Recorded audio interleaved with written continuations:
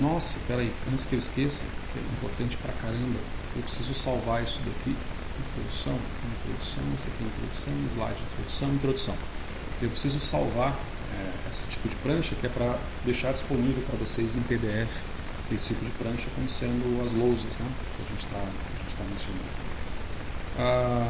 Bom, tá bom, pois bem. Então você tem esse grande, vamos dizer assim, essas duas técnicas fundamentais, a partir das quais você tem toda uma gama. Depois nós vamos ter uma aula assim, só de todas as técnicas, né, um quadro de técnicas eletroquímicas bastante, vamos dizer assim, diversificado. Né? Há que se colocar uma observação também, que é a seguinte, essa observação eu posso colocar até numa cor que você vai adorar aqui, ó. Essa cor aqui é maravilhosa. Tá? Eu vou colocar aqui essa cor aqui, ó, estáticas onde você não tem corrente nula. Vou colocar um asterisco, olha que maravilha de cor, não? Vou colocar esse asterisco aqui embaixo. Isso eu souber onde é que está um embaixo, né? Tá aqui. Tá, então, é o seguinte, conceitualmente isso não existe. Então, conceitualmente, não existe. Por que não existe? Porque o método que eu uso para medir, por exemplo, potenciometria, né, medida de potencial, ou seja, medida em volt, mais basicão é usar um voltímetro. Eu posso usar um voltímetro. Ou posso usar um multímetro, né, convencional, mas um voltímetro de bancada também. Ocorre que o voltímetro, ele por si só, já demanda alguma forma de potencial elétrico, para a medição. Então isso aqui, volt, potencial, volt, isso aí seria o voltímetro, potencial, como é que eu vou colocar isso aqui? Vamos colocar aqui, ó, voltímetro. Vou colocar assim, voltímetro. Minha miopia avançada não está quase permitindo enxergar essa cor, mas tudo bem. Ele por si só, quando você vai fazer uma medida, você vai fazer a medida de um resistor, por exemplo, com um multímetro. Né? Seleciona ali no modo de resistência para fazer a medida. Aqui não vem do nada, né? Quer dizer, o multímetro dá uma pequena carga elétrica, por assim dizer, que é suficiente para que essa carga passe, né, essa corrente flua pelo resistor e você consiga fazer a medida. Então, é por isso que se fala assim em multímetros de alta impedância. A ideia de impedância é um conceito elétrico, vamos dizer assim, absorvido pela eletroquímica, na qual a impedância sugere a resistência à passagem de corrente, né? Resistência à passagem de carga. Só que num modelo que é um modelo alternado de corrente, principalmente, né, da forma como é empregado. Mas você pode entender a impedância como resistência, é a mesma coisa. Só que a resistência e as medidas, quando você tem aquela equação que foi colocada mais para cá, agora também já perdi o cursor e tudo aqui, porque você está vendo o cursor, tá? Na lei de Ohm, por exemplo, você mede a resistência do sistema, você mede essa resistência quando você trabalha com corrente contínua. Quando você trabalha com corrente alternada, principalmente sinusoidal, ou corrente quadrada também, às vezes triangular, mas mais sinusoidal, aí você infere sobre impedância, certo?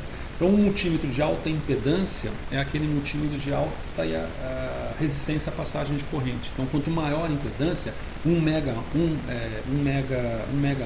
né, que a unidade vai ser a mesma de resistência ou de impedância, é o ohm, 1 mega ohm ou 10 mega ohms, tanto melhor a qualidade do multímetro, porque ele é menos sensível à corrente, portanto, as medidas de potencial elétrico são medidas mais confiáveis.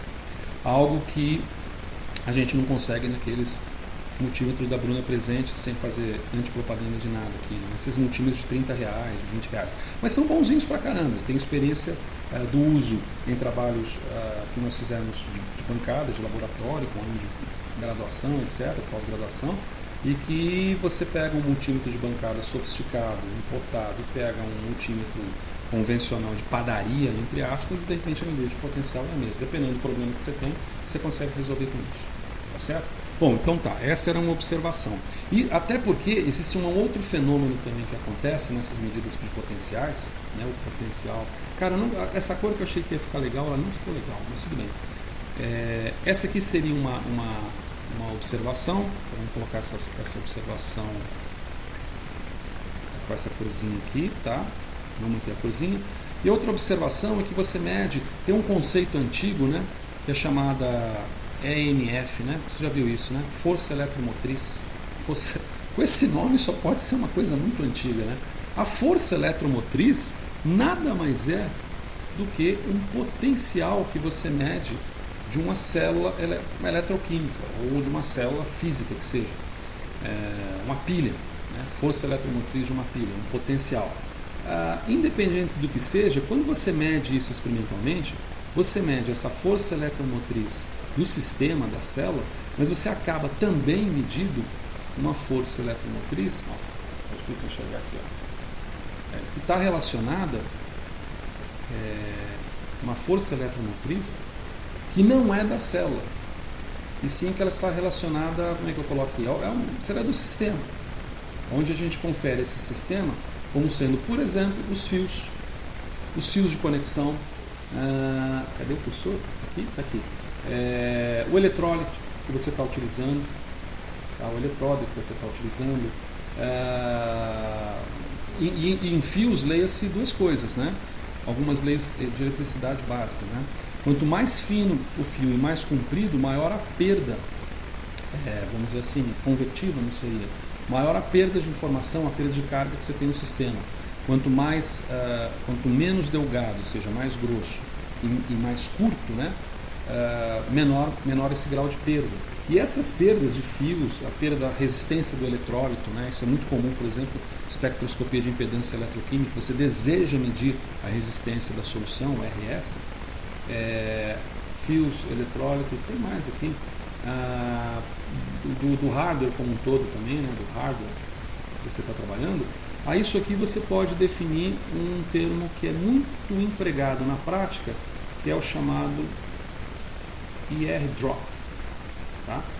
Vulgarmente conhecido por aí como queda ômica. Queda ômica. Cara, eu vou falar uma coisa para você, tá muito difícil enxergar essa cor na hora que eu estou escrevendo. 21 de miopia e o fato da coisinha não ajuda muito, tá? Então, isso faz com que você dificilmente tenha a pureza de uma medida de potencial elétrico com carga nula, né, com corrente nula. Tá bem? Bom, certo? Tá, bom, tá certo. Cara, agora eu não sei se esse vídeo está curto ou se esse vídeo está longo, se eu estou enrolando ou se eu não estou enrolando. Mas enfim, vamos lá. Vamos fazer o seguinte, vamos salvar esse daqui. Vou salvar esse daqui e vou mudar aqui para... Deixa eu ver aqui, vou criar um outro rapidinho. E aí para que... Ixi, agora eu dancei. Tá, não, tudo bem, já sei o que eu vou fazer. Eu vou abrir esse daqui, ó. Tcharam. E aí eu coloco ele para cá. Isso. Coloco essa cor, coloco esse para cá, beleza. Aí agora eu aumento ele para cá. Joia. Agora eu pego e aumento para cá também. Deixa eu ver. Como é que tá o babado aqui? Não, tá certo, é esse aqui mesmo. Só que aí eu já tenho que salvar com outro nome aqui, pra gente não confundir, porque já tem um introde lá, né? Então vamos chamar aqui, sei lá, potencial, não sei, potencial. Um nome qualquer aqui e depois a gente vê como é que a gente pode trabalhar com isso. Bom, quando a gente mede, ainda estamos em introdução em eletroanálise, tá? Então a gente ainda está em introdução em eletroanálise. Aliás, eu não devia ter copiado isso aqui. Próxima vez eu vou fazer isso aqui, eu vou fazer isso aqui, eu vou fazer assim, ó. Então isso aqui é a segunda prancha, tá? Bom, dado esses dois conceitos, então você tem um conceito em que você tem técnicas de potenciometria e você tem técnicas que são diferentes de amperometria, técnicas de corrente, amperometria, esse ampere vem de ampere, né? Esse ampere vem de ampere, amperometria, medida de corrente. Quando a gente mede, por exemplo, o potencial, então agora vamos colocar, será que eu coloco aqui uma outra informação? Vamos colocar isso aqui como sendo então um conjunto de quadros de técnicas estáticas, esse aqui de técnicas dinâmicas. Então, cronoamperometria, técnica dinâmica, por exemplo. Existem diferenças muito importantes sobre características dessas duas técnicas, né? Que a gente pode até, de repente, montar um quadro dessas diferenças. De repente um quadro dessas diferenças pode ser interessante. Né? De repente um quadro dessas diferenças pode ser interessante.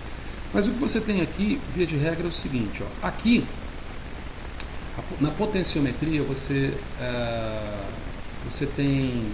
Como é que eu posso colocar isso? Você mede mais a atividade química. Tá? A medição é feita mais da atividade química. Ao passo que na amperometria, a medição é feita de concentração, mais relacionada à concentração. Bem? Técnicas de potenciometria, como por exemplo envolve titulação potenciométrica, vou colocar desse jeito como exemplo, né? E vou colocar como exemplo aqui, vai ser um pouco diferente, em vez de titulação potenciométrica, vamos colocar como sendo voltametria cíclica, pode ser? Pode ser, ó, voltametria cíclica. Tá? Quando você faz uma titulação potenciométrica, você altera fundamentalmente os sistemas em solução. Tá? Então essas técnicas de potenciometria estão mais relacionadas a técnicas homogêneas, em que você trabalha em solução. Né? E são técnicas com algumas vantagens, como por exemplo, vamos dizer, vantagens, né? Ixi, não sei se agora vai começar a ficar meio complicado aqui. Você vai me bater, né? Esse negócio aqui vai ficar um pouco complicado. Eu vou... tive uma ideia. Eu vou apagar aqui também a super borracha. Vou apagar isso aqui, ó. E concentração, voltametria cíclica. E aí eu vou dar um leque maior. Vou dar um leque maior para eles aqui, ó. Tá? Aqui, ó. Atividade, então aqui concentração, certo? Concentração, e o exemplo que a gente deu foi de voltametria cíclica. Desculpa a letra, eu vou ver se consigo melhorar, mas está meio difícil. Enquanto em técnicas potenciométricas você tem, por exemplo, uma vantagem aparente de que você pode fazer isso, se você já deve ter feito isso inclusive em química, que é uma titulação, por exemplo, de permanganato de potássio, né, com peróxido de hidrogênio, por exemplo, ela envolve colorimetria, né? Colorimetria. Uma simples detecção de cor é suficiente para você medir a atividade. Né? Atividade de íons de prótons, atividade H+, né, que seria também a potencial com um eletrodo, não é eletrodo de hidrogênio, que eu não posso confundir, para você pegar H+, fica mais fácil assim, né? pH, medida de pH. Ou então de turbidez, são medidas de turbidez. Então veja que isso aqui são vantagens, né? São, vamos dizer, pouco sofisticado para você observar. Essas titulações, vocês devem ter feito isso em curso de química, inclusive, são bastante comuns, né? Redoximetria, né? Redoximetria, titulação redox. E outra vantagem é que você tem um hardware ou equipamento, instrumentação barata. O equipamento é barato, relativamente, claro, mas é barato, né? Para você fazer uma medida de potencial. Ao passo, quando você trabalha, por exemplo, com uma voltametria cíclica, você está trabalhando num regime de interface eletrodo-solução. Interface eletrodo-solução. Por ser uma interface eletrodo-solução, coloquei homogêneos em solução, esses sistemas são chamados de heterogêneos.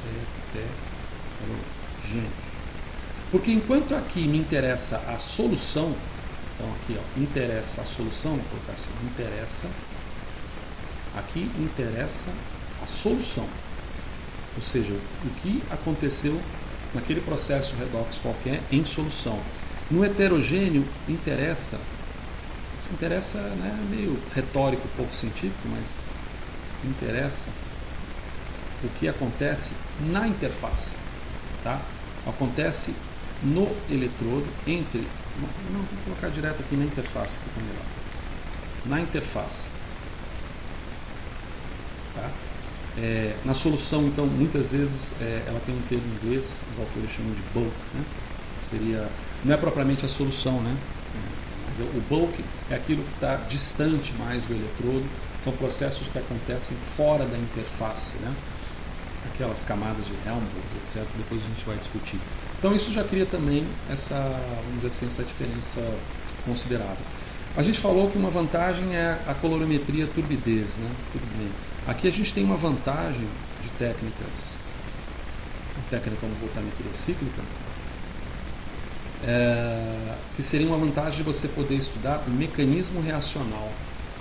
Então, o mecanismo de reação, ele é muito, não vou dizer que é muito também, que eu não tenho esse conhecimento todo não, né, de reação. Ele é melhor, ele é aprimorado. A voltametria cíclica, inclusive, é uma técnica padrão, seria o padrão ouro das técnicas para você avaliar o diagnóstico reacional em processos de fenômenos de oxirredução, mais do que a voltametria linear, mais do que a voltametria de onda quadrada, porque qualquer variaçãozinha ou reação química que ocorra ao longo do processo, mesmo que ele seja muito rápido, às vezes você consegue detectar como um pequeno vale, um pequeno pico, um pequeno ombro, algo que outras técnicas não conseguem. Fundamentalmente a técnica potenciométrica não consegue pegar, tá certo? Então o mecanismo de reação é uma grande vantagem. Em termos de quantidade de detecção, aqui eu coloquei o equipamento é barato. Aqui não é uma vantagem. Tá? Aqui, por exemplo, você tem uma vantagem, seria um mecanismo de reação, mas uma desvantagem, como se fosse colocar aqui uma desvantagem, e aí a desvantagem tem para os dois. Né? A desvantagem é que você tem equipamento caro, não tem jeito. O equipamento é caro. O mais barato equipamento de eletroquímica que você pode conseguir hoje em dia, você consegue, por exemplo, com os chamados sistemas... como é que chama, gente? Arduino ou Raspberry, que são placas eletrônicas microcontroladas por computador, em que você, com alguns dispositivos eletroeletrônicos, você consegue montar um sistema que faça uma varredura de potencial elétrico, ou que, por exemplo, faça uma onda quadrada. A onda quadrada é a coisa mais espalhada nesses placas microcontroladoras e é utilizado pela eletroquímica. Tá? Por exemplo, voltametria de onda quadrada. Por exemplo, condutivimetria. Condutivimetria é uma técnica que envolve a aplicação de uma onda quadrada, acho que é de 1 kHz ou 2 kHz, portanto um ciclo, 1 ou 2 mil ciclos por segundo, para você obter a condutividade iônica em solução. Né? Esses condutivímetros de laboratórios, alguns são baseados nisso, pelo menos os que elevam o preço. Né? E tem técnicas também em fisiologia celular que envolvem essas medidas de aplicação de potencial de onda quadrada, que é muito comum em circuitos eletrônicos, circuito integrado, alguns circuitos integrados como o 555, por exemplo, que promove isso, e outros tantos aí, ou conjuntos de transistores que promovem isso. Mas não posso me devagar, o vídeo está ficando muito longo, então deixa eu encerrar rapidinho isso aqui, tá bem? Mecanismo de reação. Desvantagem aqui que o equipamento é caro. E não é só essa desvantagem, só tem outras vantagens. Por exemplo, você tem o efeito de contaminantes. É mais fácil você ter contaminantes que sofram processos de oxirredução e que possam ser mascarados nos perfis obtidos, por exemplo, numa voltametria cíclica ou voltametria linear ou cronoamperometria. Ao passo que isso é menor teor de contaminantes ou menor efeito de contaminantes. Por quê? Porque você faz um eletrodo específico, um eletrodo íon específico, por exemplo, né? Como um eletrodo de pH, de potenciômetro de hidrogênio. Tá bem? Então, efeito de contaminantes. Outro, por exemplo, é efeito de oxigênio também. Tá? Se a sua solução tiver oxigênio, você tem que deaerar com fluxo de nitrogênio líquido, por exemplo, deaerar de alguma forma. Até com substância de tionito de sódio é capaz de deaerar, mas também dependendo do que você estiver trabalhando, eu ia falar ferra, não é muito bom falar, né? Dependendo do que você está trabalhando, estraga o seu sistema químico, né? Mas ele pode ser empregado de tionito de sódio como reagente químico. Mas não é bom. Normalmente, você retirar com nitrogênio líquido na superfície da solução é melhor. Efeito de nitrogênio, efeito de oxigênio, ele não é tão pronunciado, alguns autores falam que nem tem, na chamada voltametria de onda quadrada. Isso aqui é Square Wave Voltammetry, tá? Square Wave Voltammetry, ou voltametria de onda quadrada. Ele não vamos colocar assim, ó, vou colocar um X aqui indicando que não é. Ele não é pronunciado, então às vezes essa voltametria também é empregada para sistemas que você precisa ter o oxigênio. Às vezes o oxigênio é a fonte principal da reação química que está envolvida ali como comburente no processo, justamente se o processo for metabólico. Aqui eu coloquei desvantagens, aqui eu coloquei algumas vantagens. Tem um menor efeito de contaminantes. Aqui eu não coloquei desvantagens, né? Por exemplo, aqui desvantagens. Cara, uma desvantagem muito crítica dos métodos potenciométricos são métodos lentos, porque eles dependem de equilíbrio. Então, você pega uma medição de pH, coloca em imersão o leitor de pH, espera 10 segundos e observa a leitura, que os aparelhinhos hoje apitam para dizer que está estável, mas às vezes não está estável não. Tanto é que ele apita 3, 4, 5 vezes, dependendo do tempo que você deixar. Aquela solução ela é mais sujeita também a um processo de desequilíbrio, né?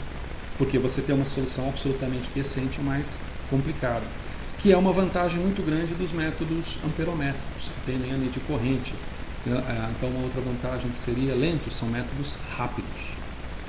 Né? São métodos rápidos, porque são métodos dos quais você, por exemplo, aplica um potencial e já tem uma leitura de resposta de corrente instantânea, porque você está trabalhando com informações elétricas ali, tudo é instantâneo.